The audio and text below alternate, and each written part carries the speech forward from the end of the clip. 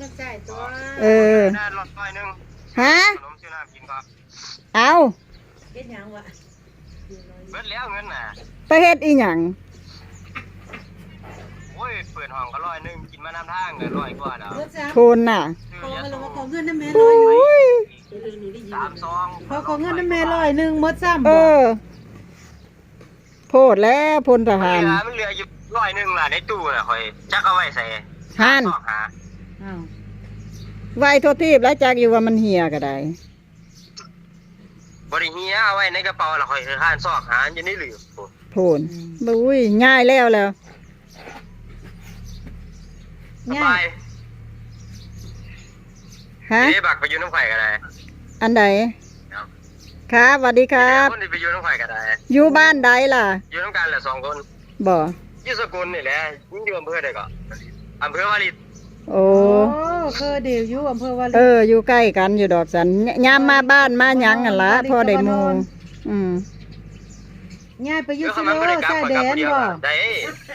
บิ๊กเพราะว่าส่วนมากบ่ได้ค่อยกลับสกุลหรอกย่าถามนั่นไปอยู่ชายแดนบ่บิ๊กฮะไปอยู่ชายแดนบ่ล่ะอยู่นี่ล่ะอยู่กองพันนักเรียนอยู่ข้างนอกบ่นึกว่าไปชายแดนคือว่าไปชายแดนเขมรล่ะลูกบ่ไปคือเดนบ่หมดยักษ์นั่นพลทหารยักษ์นั่นถามแน่ถ้าจะเอาไปรู้เดี๋ยวดูแลบริการให้ดอกแถวนี้อยู่หน่วยเดียวกันบ่กับเต้งน่ะเห็นกันบ่ผู้ใดก็บักเต้งน่ะน่าจะคนละหน่วยกันนะอยู่คนละหน่วยบ่นี่บ่มีคนซื้อบ่มีคนซื้อเต้งมันซื้อพงพันธุ์ไดคนมุกดาหาร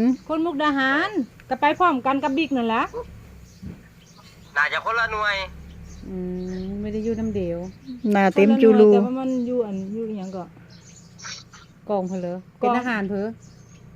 ทหารบกหรือทหารเลอทหารบกทหารอยู่ค่ายสระบุรีนี่แหละค่ายสระบุรีด้วยกันอยู่ค่ายสระบุรีด้วยกันข่อยก็ยังบอกว่าตอนมาให้มาพร้อมกันกับบิ๊กเด้อสิไปรับอยู่สกุลก็ยังว่าอยู่จักเข้าอยู่หน่วยใดมันอยู่คนละหน่วยมันหลายได้ปะดาเอ้ยอยู่เป็นว่ามึงดุแล้วไปหามื้อนั้นเฮา3 โมงก็ว่าสิถามอยู่ว่าเห็นเจอกันกับบิ๊กบอสน่ะนะกองพันปืนใหญ่เขาดีอยู่ฮะจะไปอยู่ข้างนอกบ้านนี้เจ้าเห็นอยู่บ่ตึกกัน2ตึกใหญ่ๆอ่ะอยู่ข้างทางอ่ะข่อยบ่ได้ไปเยี่ยมจักเทื่อไปอยู่เลาะทางบ่แม่นก่อนสิเข้าแม่มันสิอยู่ขวามืออ่ะคันเลี้ยวซ้ายมาก็เป็นกลุ่มนักเรียนเลยบ่ตรงข้ามฝากกันเลยอ่ะข้างนอกเลยสกุลนี่บ่มีอยู่สระบุรีแหละแบบว่าเขาฝึกจบแล้วเขาก็ขึ้นกองร้อยจังซี่นะบ่ได้ไปชายแดนบ่อยู่ห่างบ่ได้ไปน้ำหมู่ดอกแต่ว่าบักเต้งมันว่ามันสิได้ไปชายแดนได้บักเต้งน่ะแล้วแต่หน่วยแล้วปะดามันว่าได้ไปชายแดนบ่แม่น1,022บ่มันว่าฝึกแล้วฝึกนักแล้วก็ฝึกแล้วนี่กลับมาตอนนั้นน่ะแล้วก็ไปแล้วบัดนี้ก็สิได้ไปชายแดนสิแม่นเนาะทักนะอันนั้นฝึกแล้วไปชายแดนก็มีแต่1,022บ่1,222นั่นบักซี่แหล่ก็ยังได้ไปนั่นแหละที่เขาว่าอันกอง1,102น่ะนะนั่นนะที่เขาอันนั้นหั่นแหละแม่นมันแล้วแต่กองร้อยเขาบิ๊กมันเป็นอันกรมนักเรียนโอ้จะได้ไปกินข้าวแล้วรักษาภาคคุ้มครองเด้อขอให้แคล้วคลาดปลอดภัยจากอันตรายทั้งปวงครับอร่อยเนาะเอากำลังกายมันคือหน้าขาวว่าบิ๊กโมไหนเด้อ100นึงเด้อโอ้ยขอแต่เงินคนเฮ็ดงานบ่ทันได้เงินอยู่